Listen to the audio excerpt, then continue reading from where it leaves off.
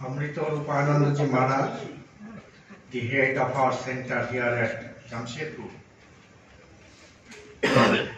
Swami Nikhileswaranandaji, and also Swami Santatmanandaji, both sitting on the dais. One is heading our center at Kanpur, at Rajkot, and the other is the head of our center at Gurugram Institute of Value Education, Vivekananda Institute of Values. Now, towards the end of his discourse, Swami Santatmanandaji has raised a very, very pertinent question, and that question may be troubling many of us, bothering many of us, and he has given a beautiful answer.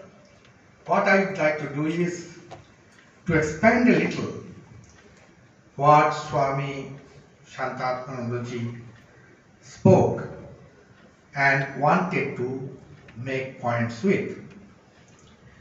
His question precisely is that is it a perchance meeting between two great souls of the world?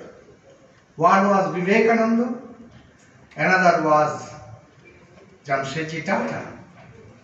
Now, from a very, very strict secular point of view, rather ordinary point of view, well, I accommodate you when you say that this is a perchance meeting.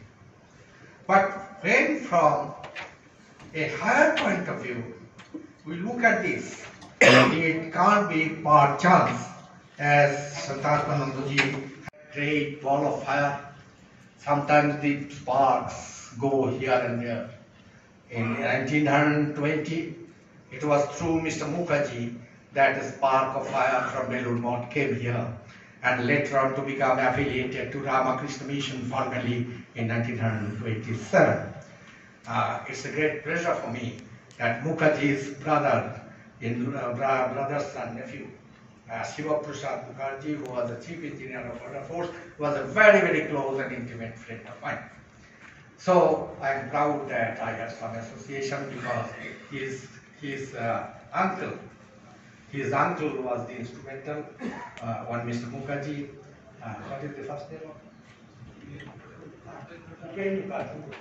So he lit the fire first in 1920, which is why the centenary of this great institution was due for 2020, but due to the pandemic we couldn't do it. I think the authorities of the managing committee of this great institute couldn't do it very well. They are doing it now, nothing wrong in it, and we must congratulate everyone who are associated with this institution. In course of a centenary now, I personally believe that this institution has worked for 200 years, should I say. You must agree with me on this code. I personally feel the kind of expansion, the horizontal and the vertical expansion, both the kind of increase in quality, the kind of management, taking every point, every aspect into consideration. Well, I must say again, let us repeat that it has completed bicentenary in course of its journey for a centenary. I must congratulate once again everyone associated directly or indirectly with this great institute. And about this institute, everything has been told by the secretary, the head of this great center, my friend Swami Amrita Rupanandaji, and also the president of the management committee here. What I should tell is only two brief things. One is, I do not know how you like it, how do you view at it. An Adivasi girl, who is the Chief Minister of Jharkhand today, is an alumni of this institution. Is it not a great feat in scheme of things of Swami Vivekananda, an Adivasi girl heading the state of Jharkhand, where Jamshedpur ashram is situated, and she comes from this institution, is something for which we must salute this institution. And then again, I remember, I heard it from Swami Adinathanandaji Maharaj. You know, he used to call himself the last child of Holy Mother and so on. So he told that, look, when I was establishing schools here and there was a negative force in Bihar. At that time it was Bihar, Jharkhand was not Khartoum. There was a negative force, powerful force, political force. They were against our institution.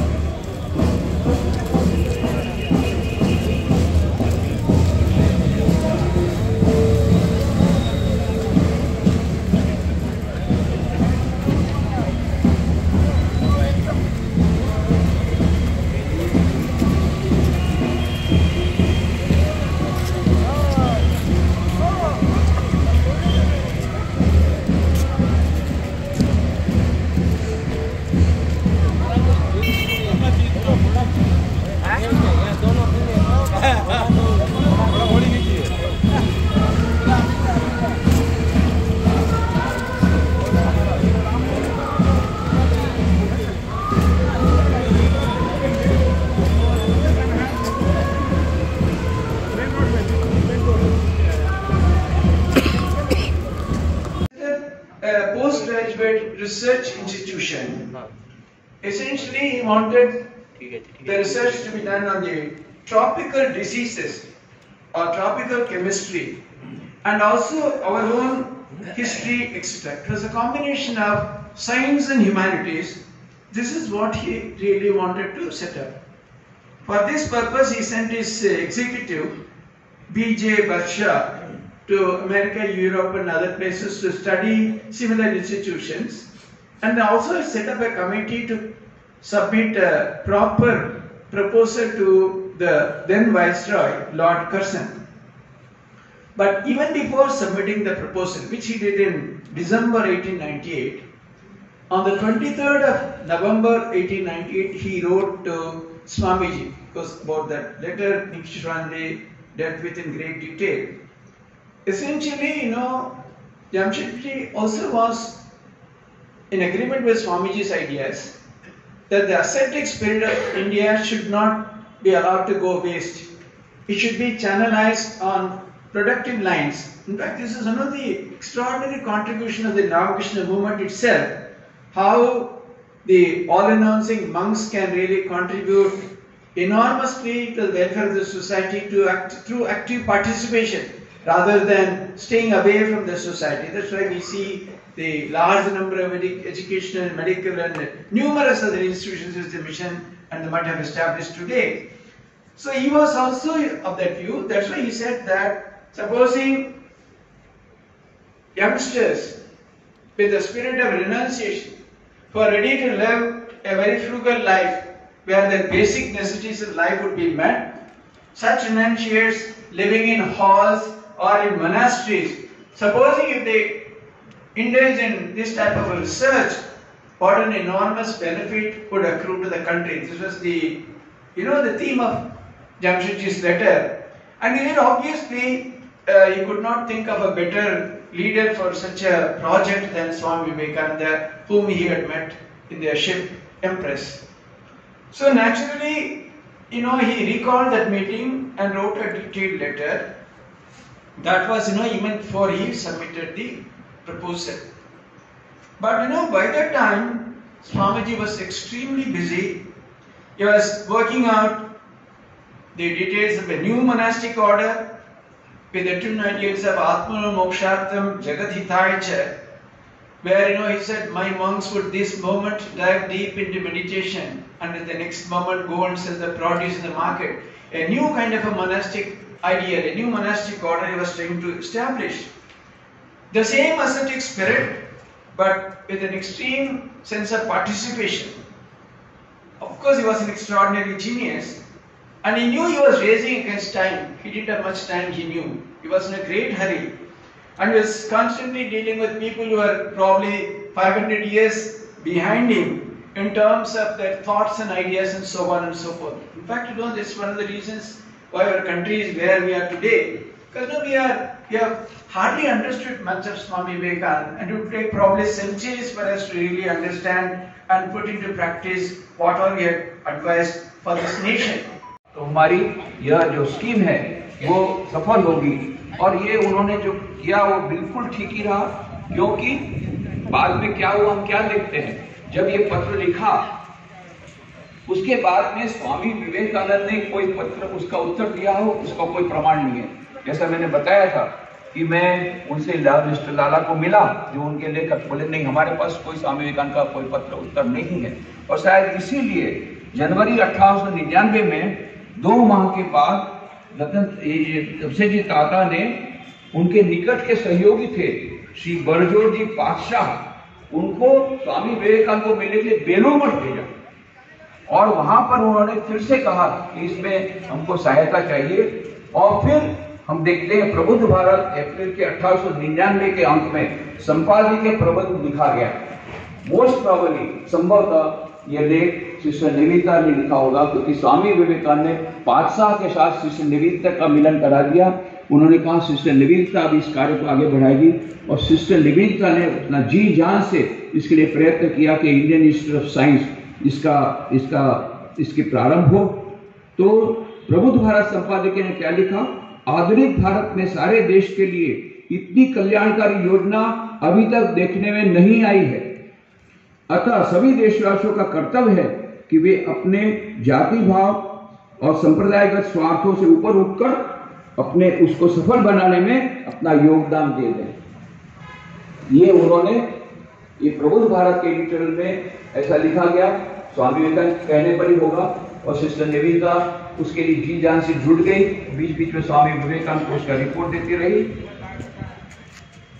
Lord Curzon इस योजना के विरोधी थी जैसा मैंने बताया, और Mrs ओली bull, miss McLeod उन्होंने अमेरिका में और बाद में ये सिस्टर निवेदिता क्योंकि ब्रिटिश थी इसलिए ब्रिटिश वहां पर इंग्लैंड में उसके लिए बहुत प्रयत्न किए। उसके कारण ही इंडियन इंस्टीट्यूट ऑफ साइंस का प्रारंभ बाद में 1909 में हो चुका था। उसके पहले 1902 में स्वामी विवेकानंद ने महासमाधि ली, 1904 में जमशेदजी ताता चले गए, पर उनका ड्रीम प्रोजेक्ट 1909 में अवश्य हुआ। उसके लिए ये स्वामी विवेकानंद और सिस्टर निवेदिता को जितना यह उनके प्रति कृतज्ञता दिखाई गया उतनी कम है।